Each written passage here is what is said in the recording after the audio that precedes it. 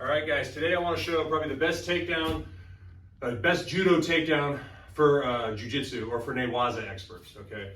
So a lot of times, because I'm a judo and jiu-jitsu black belt, a lot of times when I teach takedowns to people, they're worried about, oh, I'm gonna give up my back on a hip throw. And I mean, if you're really slow and really sloppy, you run the danger of something happening. But obviously judo's done very fast, very explosive. It's unlikely. No one ever takes my back when I turn my back to them to do a throw. That being said, here's one that I love, because if you miss the throw, you're in the ground game anyway, okay? It's called Uki Waza-The. It's a sacrifice technique. I'll break it down. So what I like to do is I like to get a high lapel grip and come over on the elbow, and I'll actually even clamp this into my side here.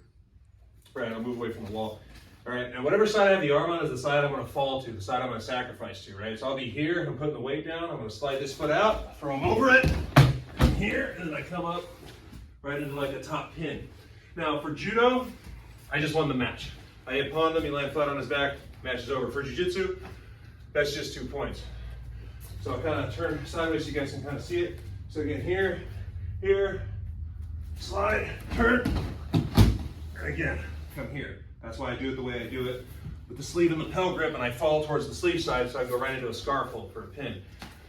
Now, as you guys can see why this is so good, if you want to get to the fight to the ground, because even in judo, if you're a newaza guy, you have really good ground, you can't pull guard in judo. You're going to get in big trouble, DQ'd, you're going to get smashed. So if you're a judo guy, this is part of the judo curriculum. If you're a BJJ guy, this fits into your game, because if you miss, you go into guard work. Same thing for judo. But obviously, if you miss on this, a lot of times you go for it, and at the last second, the guy kind of steps back as I go for it. Okay, here now, I can go into groundwork. Open guard, closed guard, maybe. You don't know.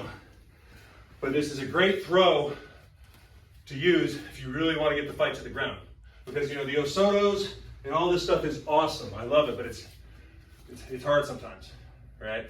And Nogi, it's done the same way. I just come up here and here, same thing.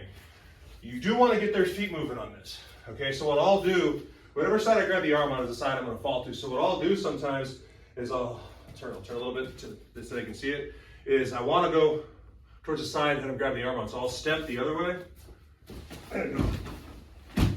No one expects it. He feels you going right, you go left. Same thing here. I'm going to go to my right. So I'm going to step this way. Get a little kazushi, get a little off bouncing. I'm going to step here, fall, and there it is. And you guys can see why I like this. You just come right up into a pin. Great way to get the fight to the ground. And if it fails, go into groundwork. If the throw lands, judo, the match is over. In jiu-jitsu, it's just 2 points. But if the throw fails, you're on the ground where you want to be anyway. So this is probably the throw I show to people that want to learn judo, but they're worried about giving up their back. But if you're going to learn judo, you got to learn all the throws anyway. But this is a great one. Add it to your game.